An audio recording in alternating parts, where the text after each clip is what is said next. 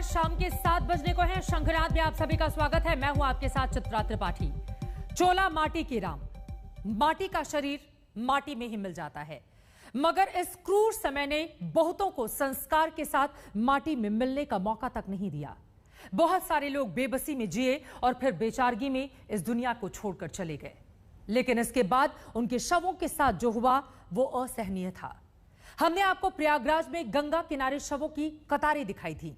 हमने दिखाया था कि कैसे लोग अपनों को गंगा की रेत में दबा के चले जा रहे हैं, लेकिन आज हम आपको दिखाने जा रहे हैं नगर निगम के उस सफाई अभियान को, जिसके तहत शवों पर पड़ी रामनामी को हटाया जा रहा है, जिसके तहत समाधियों से हटाए जा रहे हैं बांस, जिसके तहत शवों पर फिर से डाली जा रही है मिट्टी। प्रशासन कहता है कि यह बीमारी रोकने का जतन है। इस जतन में कितनी सच्चाई है उसको बताती हुई हमारी ये रिपोर्ट देखिए। माटी का मेला, माटी का चोला, माटी का रेला, माटी का खेला। माटी में मिले हुए, माटी में धंसे हुए, माटी में फंसे हुए मानवों के शरीर पर पड़े चोले को हटाया जा रहा है। हटाया जा रहा है उस राम नामी को जो पहचान बनकर पड़ी थी गंगा की रेती पर। हटाया जा रहा है उस कपड़े को जो बताता था कि यहाँ पर दफन है राम कुमार, राम अवतार, राम प्रहार, दुलारे हैं, अवतारे हैं या किसी की आंख के तारे हैं। हटाया जा रहा है उन बांस को जो अर्थी के साथ गड़े थे पाए बनकर, थामे थे मर जाने के बाद 2 गज जमीन की पहचान। हटाए जा रहे हैं एक एक करके, बारी बारी से। सिर्फ कपड़े नहीं हटाए जा रहे हैं, न सिर्फ हटाए जा रहे हैं बांस, बल्कि उठाया गया है फावड़ा और मिट्टी डालने की हुई है शुरुआत उन शवों पर जो निकल आए हैं रेत को फाड़ कर बाहर, जो निकल आए हैं अपनी मरी हुई पहचान के साथ। शवों जो बाहर आ गए थे, जो पिछले जो आंधी पानी 2-3 दिन से हो रहा था, कुछ शवों के बाहर आने के था, तो हम लोग लगातार यहाँ जो सफाई कर्मी लगे हुए हैं उनको शवों को ढकने का काम। प्रशासन कहता है कि नगर निगम ने यह काम इसलिए शुरू कराया है ताकि बीमारियों को रोका जा सके, ताकि आवारा जानवर और पशुओं से मृत शरीरों को बचाया जा सके, ताकि गंदगी को रोका जा सके, ताकि बीमारियों को फैलने से रोका जा सके, ताकि किसी तरह से कोई दिक्कतें न होने पाएं घाट के आसपास रहने वाले लोगों को। और लगातार जब से ये कमेटी बनी है, हम लोगों को जो काम दिया गया है उसमें लोगों को जागरूक करना है, लोगों को रोकना है कि लोग यहाँ पर आके शव न दफना। इस समय हम लोग यहाँ नैनी पे देवरा घाट में, इस तरीके से और भी कई घाट हैं जहाँ पे इस तरीके का काम हुआ है। तो हम लोग लगातार जो है 3-4 दिनों से यहाँ पे लोगों को मोटिवेट कर रहे हैं, जागरूक कर रहे हैं कि वो लोग दफनाए नहीं, शवों को दफनाए नहीं। हमें प्रशासन की नीयत पर जरा सा भी शक नहीं है। हमें तो तब भी शक नहीं हुआ था जब लखनऊ में शमशान घाट में जलती चिताओं के सामने प्लास्टिक की मोटी परत की दीवार खड़ी कर दी गई थी ताकि लोग जलती हुई चिताओं को देखकर विचलित ना हों। तो अब क्यों होगा?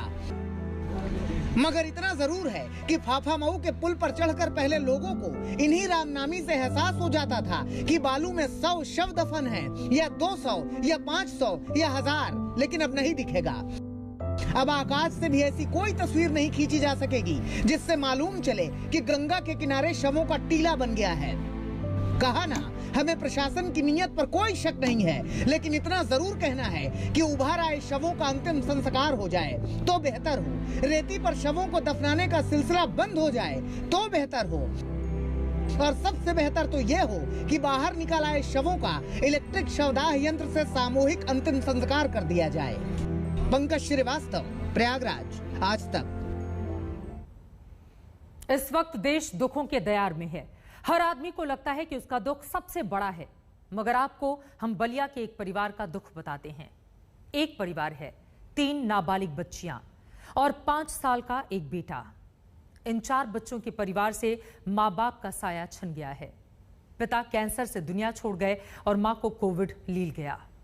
अब ये बेसहारा बच्चे बाट जोड़ रहे हैं कि कोई इनकी मदद को आगे आए ताकि इनकी जिंदगी पटरी पर लौट आए।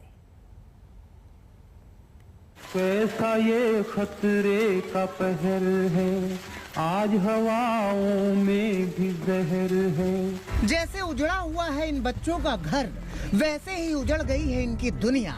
उजड़ा सा दिखता है इन बच्चों का भविष्य, उजड़ी सी दिखती है इन बच्चों की जिंदगी, उजड़ा उजड़ा है इनका एक एक पल। क्या होगा इन बेचारों का, क्या होगा इन लाचारों का, इनका सब कुछ खो सकता है, इनसे हमला हो। वैसे ही इनकी किस्मत में कुदरत ने छेद कर दिया है। जैसे वीरान है इनका घर, वैसे ही महामारी ने इन्हें वीरान कर दिया है। 3 बेटियां और एक नन्ही सी जान बेटा। कहने में शब्द कठोर हैं, लेकिन कहना पड़ रहा है कि ये बच्चे अनाथ हो गए हैं। 5 साल पहले कैंसर ने इनसे इनका पिता छीन लिया था। माँ किसी तरह से मेहनत मजदूरी करके बच्चों का पेट पाल रही थी, लेकिन हाय रे कुदरत का क्रूर दस्तूर, कोरोना ने इन बच्चों से इनकी माँ भी छीन ली।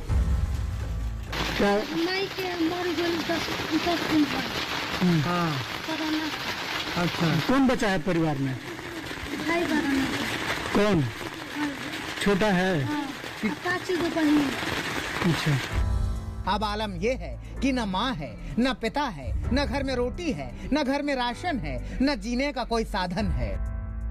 वो भाई पिता क्या? पहले के गेहूँ आटा रखी थी। बलिया के बैरिया तहसील के दलन छपरा गांव में बना ये छप्पर इनकी बेबसी का गवाह है। इनकी बेचारगी इसी छप्पर से झांकती है। इन्हें नहीं मालूम कि अब आगे क्या होगा। इन्हें नहीं मालूम कि जीवन कैसे चलेगा। इन्हें नहीं मालूम कि ये 3 बेटियां कैसे जिएंगी, कैसे पलेगा इनका 5 साल का भाई।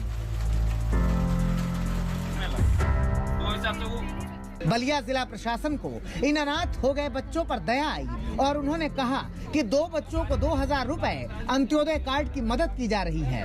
चाइल्ड लाइफ संगठन की ओर से भी इनकी मदद का आश्वासन मिला है। प्रशासन द्वारा उनको जो है तत्काल सूचना मिलने पे कोटेदार के माध्यम से राशन उपलब्ध कराया गया है। बाकी प्रधानमंत्री आवास 2018-19 में उनके परिवार को दे दिया जा चुका है। हमारा चाइल्ड वेलफेयर टीम द्वारा जो है विजिट कराया गया और जहाँ पे लीगल गार्जियन जो उनकी दादी हैं उनसे बात करके जो 2 छोटे बच्चे हैं उनको शेल्टर होम में रखते हुए खाने पीने और उनकी पढ़ाई का प्रबंध किया जा रहा है। बेहतर तो ये हो कि उत्तर प्रदेश के मुख्यमंत्री योगी आदित्यनाथ निराश्रित बच्चों की देखरेख करने वाली योजना के तहत इन बच्चों के भी पालनहार बन जाएं। बेहतर तो ये हो कि यूपी सरकार इन बच्चों की पढ़ाई और दवाई का इंतजाम करे। बेहतर तो ये हो कि इनकी भूख का प्रबंध किया जाए। सर से माँ बाप का साया तो उठ ही गया है, अब सर से छत न हटने पाए। अनिल अकेला, बलिया, आज तक। मासूमों को अपने पालनहार का इंतजार है। कोरोना ने क्या क्या रंग दिखा दिए, कभी मरते तड़पते लोग तो कभी ऑक्सीजन के लिए सांसों का संकट। आज बिहार के गया लेकर चलते हैं, वहां की पटवा टोली, जहां आज कफन बाजार है। रंग से खेलने वाले कारीगरों को मातम के कपड़ों का कारोबारी बनना पड़ा है।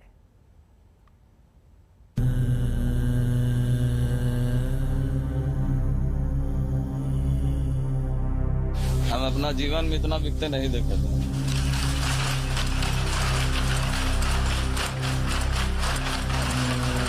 हाँ, दुगना बिक रहा है पहले से। मशीनें अपने हिसाब से, अपनी रफ्तार से और अपने इस्तेमाल से चली जा रही हैं। ये मशीनें वो कपड़ा बनाएंगी जो धर्म धर्म के हिसाब से, रंग रंग के हिसाब से अपना अपना कफन कहलाएगा। गया की पटवा टोली के कारीगरों को मशीनों को सांस लेने की फुर्सत नहीं। कभी ये मशीनें रंग बिरंगी चादरें, गमछे उगला करती थी, लेकिन अब यहाँ कफन का बाजार है। थोक के थोक कफन बन रहे हैं।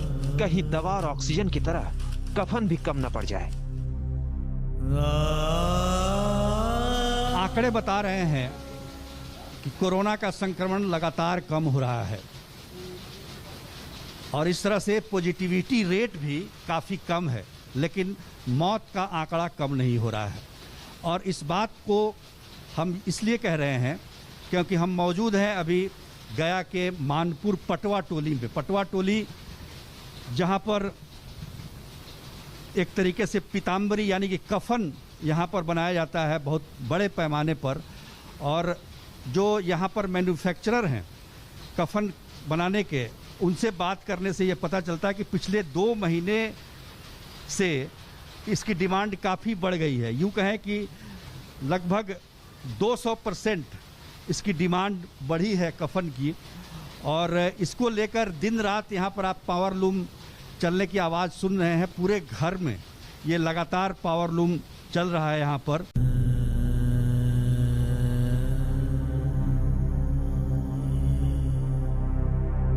इन गलियों ने कोरोना के मृतकों को सम्मान के साथ अंतिम विदाई देने में अपनी ताकत झोंक दी है। हर घंटे बढ़ी हुई डिमांड आ रही है। कभी कभी तो मशीनें भी कोरोना के सिस्टम की तरह हांफने कांपने लगी है। यहाँ चादर बनता था, बेडशीट बनता था और गमछा है और लहंगा टाइप बनता था। अब वो सब अभी नहीं बन रहा लॉकडाउन के कारण। क्या बन रहा है अभी? कफन बन रहा है और मक्सला बन रहा है। कफन जिसको पीताम्बरी बोलते हैं, इसको हम लोग जुटा नहीं पा रहे, इतना डिमांड है। मतलब कि जितना प्रोडक्शन हम लोग कर पा रहे हैं उससे ज्यादा डिमांड है। गया की पटवा टोली कभी बिहार के मैनचेस्टर के नाम से सीना ठोक कर सम्मान की हकदार थी, लेकिन वक्त ने इसके रंगों पर पानी फेर दिया। कोरोना काल में रंगों से गम और दर्द टपकने लगा और कफन के पहाड़ जैसे गट्ठर देख कारीगरों का कलेजा चाक होने लगा। अभी डिमांड तो ज्यादा है। पूरा कर पा रहे हैं आप? पूरा तो नहीं हो पा रहा है। अभी जितना डिमांड होता पूरा नहीं हो पा रहा है। तो क्या करते हैं आप? जितना होता है संभव उतना जाता है। बिहार के लॉकडाउन में बाजारों पर ताला जड़ा है, लेकिन पटवा टोली को सांस लेने की फुर्सत नहीं है। उन्हें सांसों की जंग हार चुके लोगों के लिए अंतिम फर्ज अदा करना है। कफन की डिमांड बिहार से बाहर निकलकर झारखंड, बंगाल, ओडिशा तक से यहाँ के दरवाजे खटखटा रही है। तो क्या यही जिंदगी है जिसमें मौत का शोर भी शामिल है? ये मशीनें तो फौलाद की बनी है, सब बर्दाश्त कर जाएंगी, लेकिन कफन के कारीगरों से अब कपड़ों का बेरंग बाजार नहीं देखा जाता। वो चाहते हैं कि काश वही कपड़ों की रंगीनियां फिर से लौट आए। गया के पटवा टोली को बिहार का मैनचेस्टर भी कहा जाता है। यहाँ गमछा, चादर और पीताम्बरी यानी कफन का निर्माण होता है, जो कि पूरे बिहार, बंगाल, उड़ीसा और तमाम जगहों पर इसकी सप्लाई होती है। बाजार बंद होने की वजह से चादर और गमछे की डिमांड तो नहीं है, लेकिन इसके बावजूद पावर लूम लगातार यहाँ पर चल रहे हैं। तो इसके पीछे की वजह है पीताम्बरी यानी कि कफन की डिमांड। कैमरामैन नदीम आलम के साथ सुजीत कुमार झा, पटवा टोली, गया, आज तक। चोला माटी के राम, इसका क्या भरोसा, लेकिन जिस सरकार पर भरोसा था वो भी टूटता जा रहा है। इसी टूटते भरोसे को बचाने के लिए, नीति नियंताओं को जगाने के लिए लचर सिस्टम के खिलाफ हमारा शंखनाद जारी है। और अब इसी कड़ी में हम आपको लेकर चलते हैं राजस्थान के एक गांव, जिसकी तस्वीर दिखाते हैं, जहां सरकार को लगता है कि कोरोना के आंकड़े छिपाना ही कोरोना पर विजय है। एक ऐसे गांव की कहानी जहां गांव वाले जिंदगी के लिए सिस्टम से लड़ाई लड़ रहे हैं और जिंदगी के बाद भी सिस्टम से लड़ने को मजबूर हैं। देखिए हमारी संवाददाता मौसमी सिंह की यह रिपोर्ट।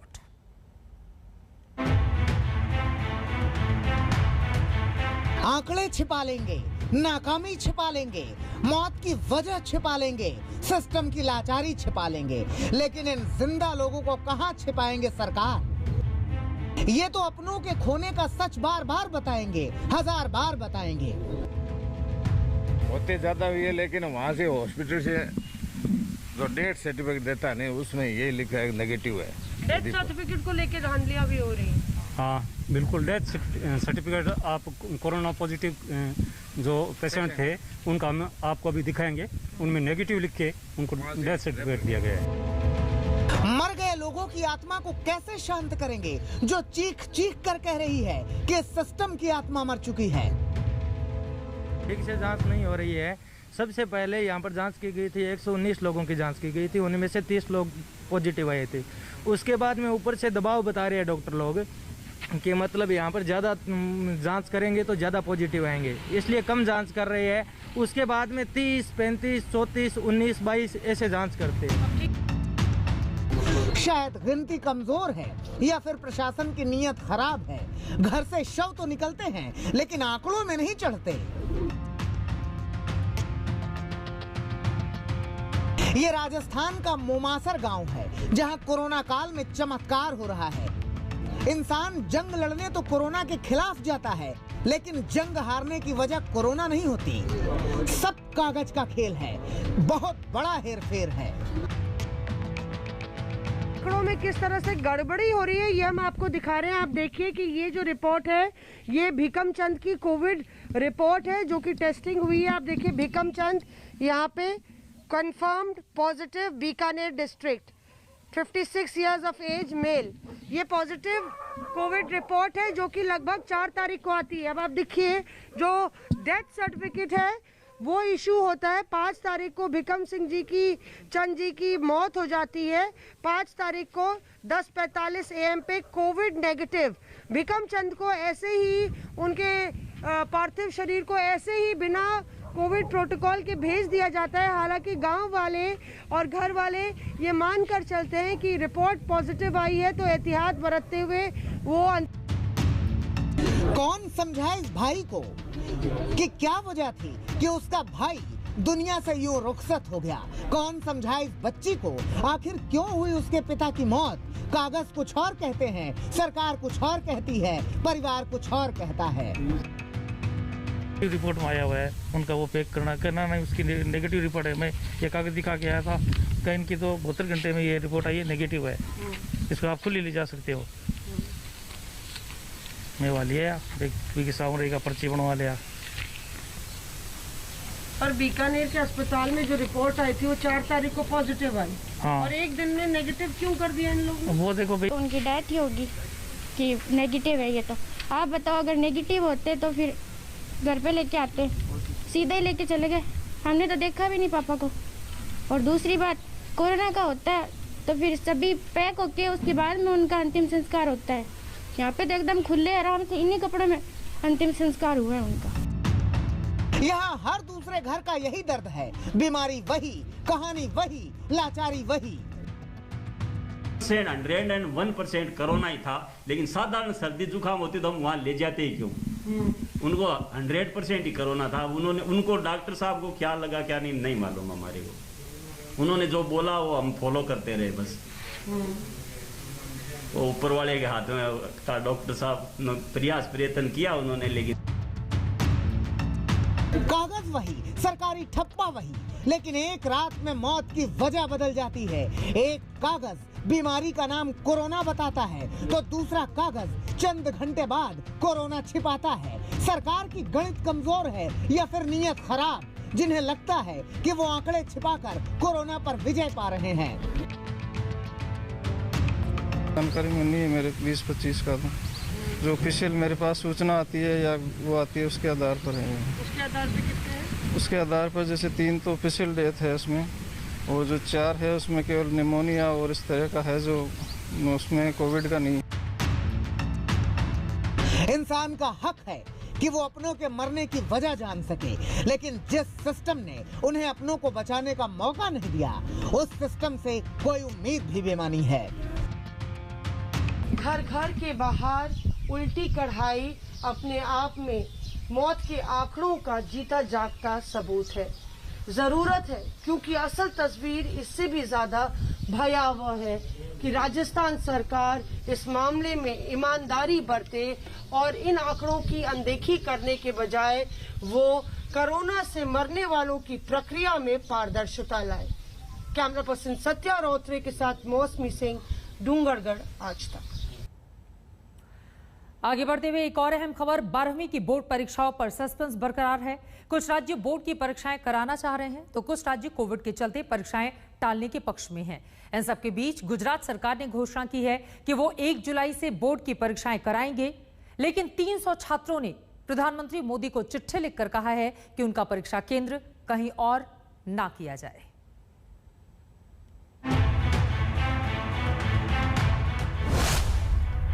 कब होंगी 12वीं की बोर्ड परीक्षा?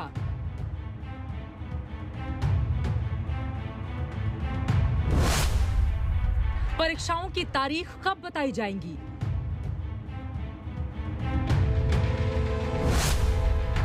कोविड काल में कैसे होंगी परीक्षाएं? ये वो सवाल हैं जो 12वीं के परीक्षार्थियों के साथ ही साथ उनके पालकों को भी परेशान कर रही हैं। अजीब सी ऊहापोह की स्थिति है कि सामने कोविड जैसी महामारी और उस पर परीक्षा होगी या नहीं, या कब होगी का संकट भारी। सरकार ने शिक्षा मंत्रियों के साथ बैठक करके ये तो कह दिया कि परीक्षाएं कराई जाएंगी, लेकिन कैसे होंगी और कब होंगी ये नहीं बताया है। इन सब के बीच गुजरात सरकार ने निर्णय लिया है परीक्षाएं होंगी और कोविड के मुश्किल हालातों के तहत निर्णय लिया गया है कि 1 जुलाई से गुजरात बोर्ड की 12वीं की परीक्षा होगी। एक कमरे में सिर्फ 20 छात्र बैठेंगे। 50 अंक का मल्टीपल चॉइस क्वेश्चन यानी कि ऑब्जेक्टिव सवाल होंगे। 50 अंक का प्रश्नोत्तर होगा। परीक्षा में शामिल न हो पाने वालों को 25 दिन के बाद फिर मौका मिलेगा।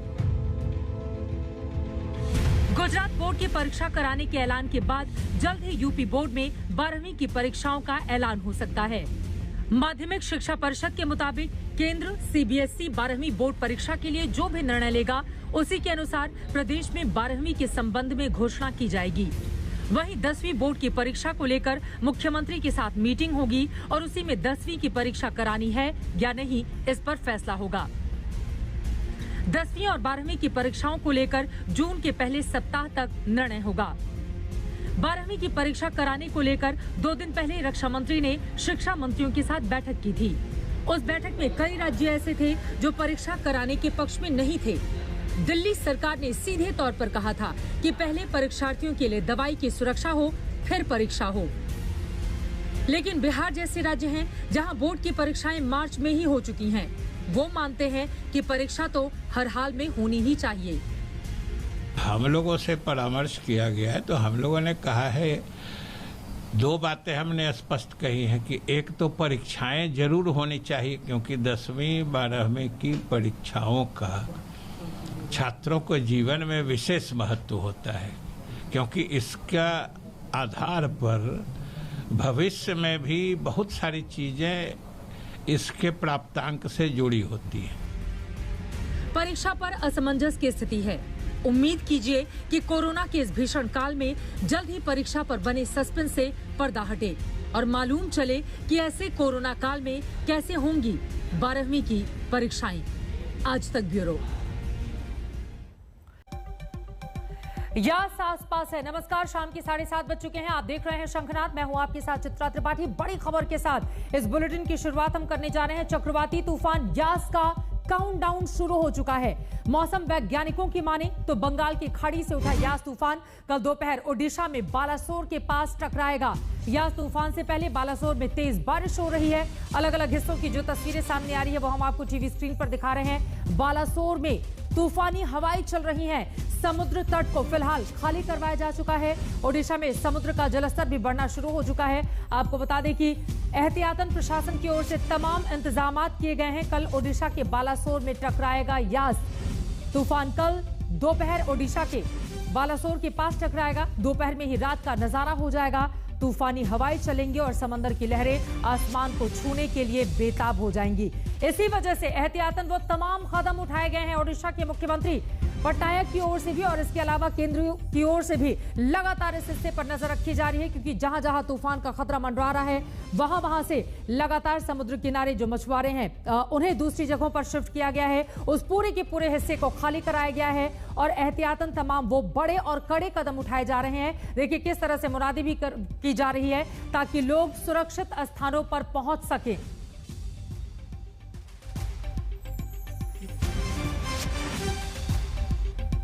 अगले कुछ दिन काफी ज्यादा महत्वपूर्ण रहने वाले हैं। यास तूफान से पहले फिलहाल बालासोर में तेज बारिश हो रही है और आपको ये भी बताते चले कि सिर्फ ओडिशा ही नहीं बल्कि देश के कई ऐसे हिस्से हैं जहां पर इस तूफान का सीधा असर देखने को मिलेगा। और इसी के बारे में और ज्यादा जानकारी के साथ अलग अलग हिस्सों से हमारे सहयोगी इस वक्त जुड़ चुके हैं। सीधे उनका हम रुख करेंगे, लेकिन ये तस्वीरें जो इस वक्त आपकी टीवी स्क्रीन पर हैं ये काफी ज्यादा अहम हो जाती हैं। कमलजीत संधू हमारे साथ मौजूद है, बाकी भी अपने संवाददाताओं के पास हम चलेंगे, लेकिन कमलजीत सबसे पहले आपका रुख करते हुए, चूंकि आपके पीछे समंदर में ऊंची लहरें भी हम देख पा रहे हैं। हालांकि देर शाम का ये वक्त है, कुछ ही देर में रात और ज्यादा गहरा जाएगी। किस तरह की तस्वीरें हमारे दर्शकों को आप दिखाएंगी और कहां पर आपकी मौजूदगी है इसके बारे में भी बताइए आप।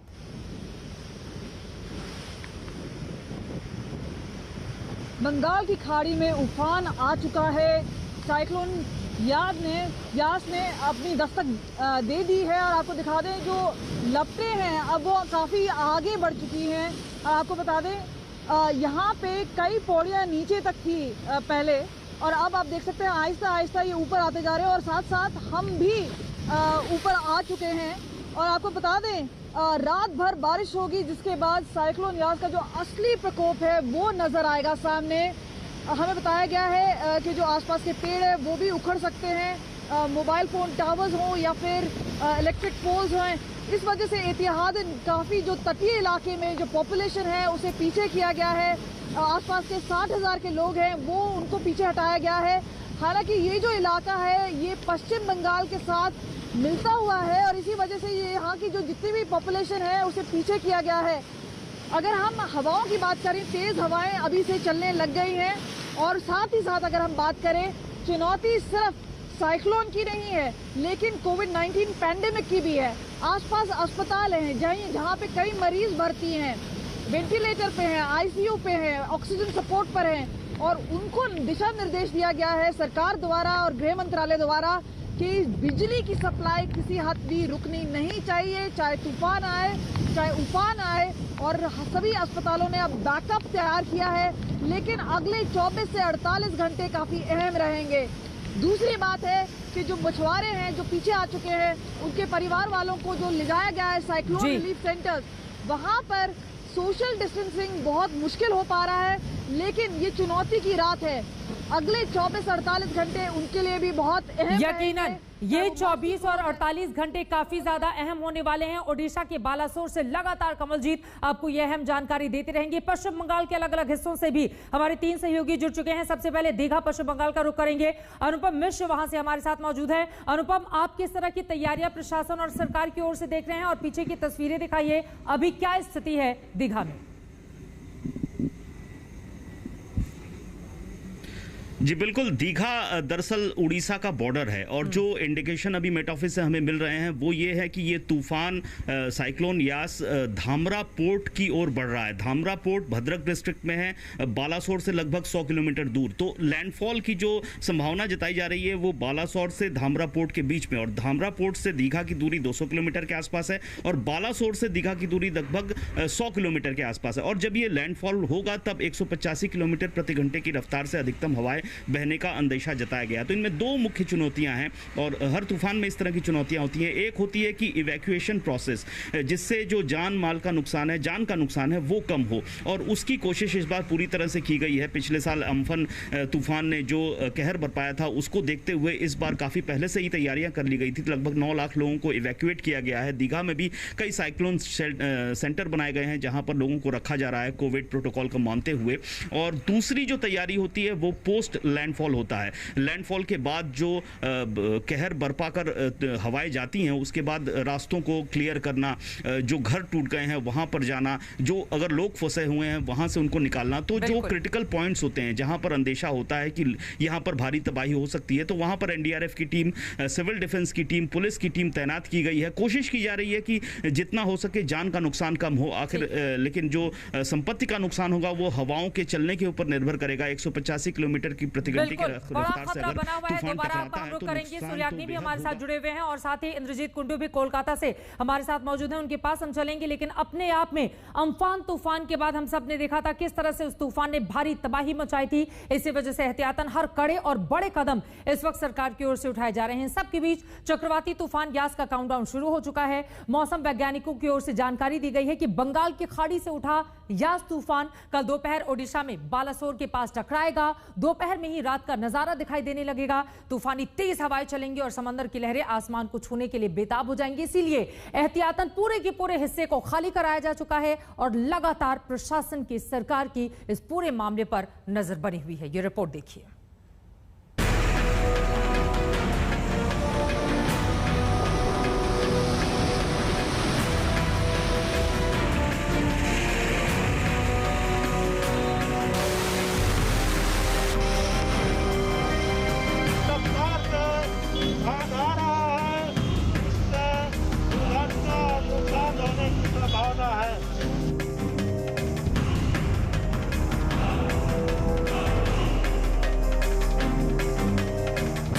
गगनचुंबी होंगी समंदर की लहरें, बवंडर की तरह आएगा तूफान।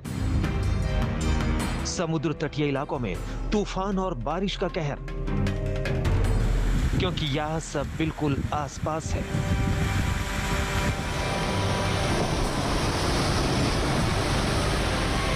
बंगाल की खाड़ी से उठ रहे नए तूफान यास की आहट करीब आ रही है। चक्रवाती तूफान का काउंटडाउन शुरू हो चुका है। ये तस्वीरें पश्चिम बंगाल के दीघा के समंदर किनारे की हैं। आमतौर पर यहां लहरें शांत रहती हैं, लेकिन यास तूफान के आने के कुछ घंटे पहले ही समंदर की लहरें हिलोर मार रही हैं। दिन में ही अंधेरा हो गया है, हवाओं की रफ्तार तेज हो गई है। तूफान का ट्रेलर अभी से ही दिखाई दे रहा है। ट्रेलर से अंदाजा लगाया जा सकता है कि तूफान की फिल्म कैसी होगी। लोगों को अंदर या समुद्र में नहाने से तो बिल्कुल रोक दिया गया है, नहीं जाने दिया जा रहा। और जो कंडीशन है मैं दिखाऊंगा समुद्र की कंडीशन, ये जो स्थितियां हैं ये नहाने लायक तो बिल्कुल भी नहीं है। अभी पूरी तरह से अपने उफान पर है समुद्र। लहरें काफ़ी ऊंची उठ रही हैं, कम से कम 3 से 4 फीट ऊंची लहरें उठ रही हैं। और जो अंदाज़ा लगाया गया है कल तक ये 10 से 12 फीट ऊंची लहरें उठेंगी।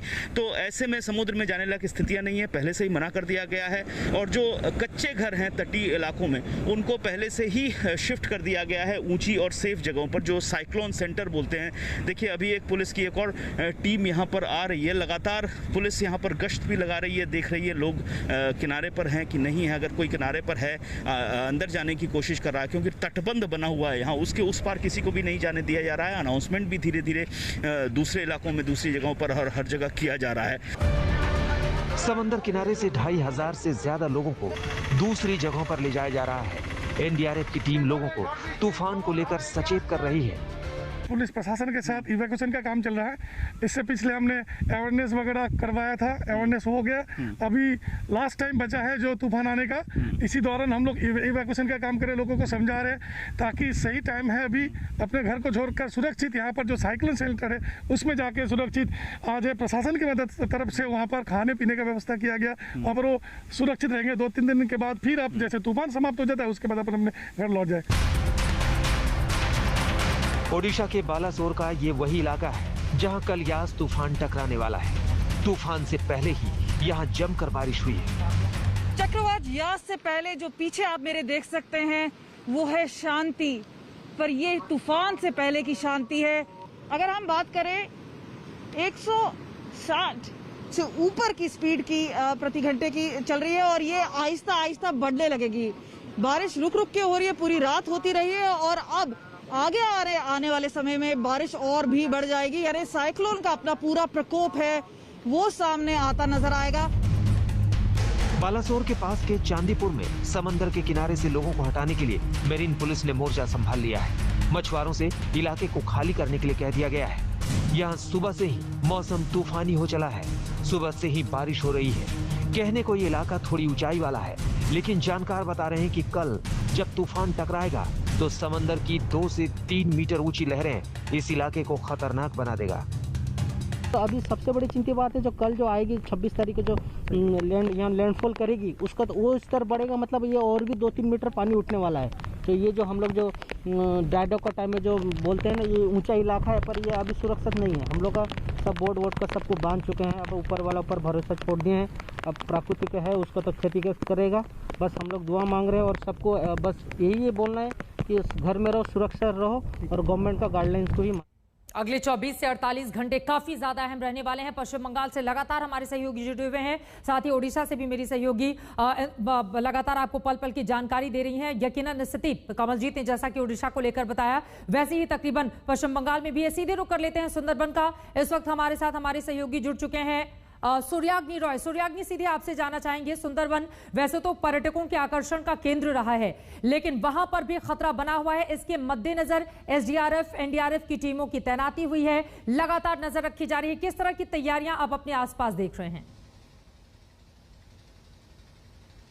देखिए साउथ 24 परगनास जहाँ पे हम लोग हैं उसके बोकाली में साउथ 24 परगनास से ही 2.5 लाख लोगों को इवैक्यूएट कर दिया गया है पश्चिम बंगाल सरकार और एनडीआरएफ के एक यूनियन कैंपेन के द्वारा। और एक चीज हमें समझनी होगी कि पिछले साल के मई महीने में ही आम्फान सुपर साइक्लोन आया था और वो उसने जब लैंडफॉल किया था उसने साउथ बंगाल से ही लैंडफॉल करके वो सुंदरबन होकर बांग्लादेश की तरफ वो गया था। तो यहाँ पे क्योंकि बैक टू बैक 2 साइक्लोन्स आ रहे हैं, हालांकि आम्फान एक सुपर साइक्लोन था, ये यास एक वेरी सीवियर साइक्लोनिक स्टॉर्म है, लेकिन एक साइक्लोन को कोई भी सरकार या फिर एजेंसी एडमिनिस्ट्रेशन हल्के में नहीं लेती, इसीलिए ऐसे इवैक्यूएशंस होते हैं। बोकाली जहां पे हम लोग हैं ये पश्चिम बंगाल मेनलैंड का आखिरी लैंड पॉइंट है और यहाँ पे हाई अलर्ट पिछले 3-4 दिनों से था क्योंकि ये टूरिस्ट स्पॉट है। कोरोना काल के मद्देनजर रखते हुए यहाँ पे टूरिज्म इंडस्ट्री को बंद कर दिया गया है, यहाँ पे होटल्स बंद है, टूरिस्ट जो दुकानें हैं वो भी बंद कर दिए गए हैं और लोगों को पीछे जितना हो सके पीछे उनको ढकेला गया है ताकि दूसरी जगहों पर शिफ्ट किया गया है। ठीक है सूर्याग्नि, मैं फौरन लौटूंगी आपके पास। कोलकाता चलते हैं, इंद्रजीत कुंडू वहां से मौजूद है। इंद्रजीत, अम्फान तूफान का असर कोलकाता तक में दिखा था। 20 जिले ऐसे हैं पश्चिम बंगाल के जहां पर ये यास तूफान सीधे लोगों को प्रभावित करेगा। किस तरह से सरकार की इस पूरे मामले पर नजर है? जी हाँ चित्रा, बिल्कुल पिछले साल के आम्फान तूफान की जो मेमोरी है वो अभी भी लोगों के दिमाग में, जहन में फ्रेश है क्योंकि पूरा कोलकाता शहर जो है वो बिल्कुल ठप हो गया था, पूरा डिस्टर्ब हो गया था क्योंकि हर एक जगह में पेड़ गिर गए थे, इलेक्ट्रिक के जो पोल थे वो गिर गए थे, इलेक्ट्रिक सप्लाई डिस्टर्ब हो गया था और उसको फिर से चालू करने में काफ़ी मशक्कत करनी पड़ी एडमिनिस्ट्रेशन को। कुछ देर पहले हम लोग पश्चिम बंगाल के जो सचिवालय है वहाँ पे मुख्यमंत्री ममता बनर्जी ने प्रेस कॉन्फ्रेंस करते हुए ये कहा है कि अभी तक 2 लोगों की मौत हुई है, 2 लोगों की जान गई है जब साइक्लोन अभी तक लैंडफॉल नहीं हुआ है। उन्होंने ये कहा कि हुगली में और उत्तरी 24 परगना में 2 मिनी स्टॉर्म देखने को मिला है जिससे 40 घर टूट गए हैं और 2 लोगों की मौत बिजली के खंभे से लगने से, इलेक्ट्रोक्यूशन के वजह से हुआ है। अभी तक पश्चिम बंगाल सरकार ने जितने भी तटीय क्षेत्र है, विशेषकर दक्षिण 24 परगना और पूर्वी मिदनापुर, ये 2 जिले हैं सबसे ज्यादा इसका इम्पैक्ट होने वाला है, उनके तटीय क्षेत्र से 9 लाख से ज्यादा लोगों को इवैक्यूएट किया जा चुका है। ठीक है, इस पूरी जानकारी के लिए इंद्रजीत आपका, कमलजीत आपका, अनुपम आपका और सूर्याग्नि आपका बहुत शुक्रिया। आगे भी जानकारी आपसे हम लेते रहेंगे, आप लोग भी अपना बहुत ध्यान रखें। यास तूफान का खतरा लगातार बरकरार है, एसडीआरएफ एनडीआरएफ की टीमों की तैनाती हो गई है, राज्य सरकारें पूरी तरह से अलर्ट पर हैं। इस खबर पर लगातार रहेगी आज तक की नजर। एक बहुत छोटे से ब्रेक के बाद हम फौरन लौटेंगे शंखनाद में। आज के लिए बस इतना ही।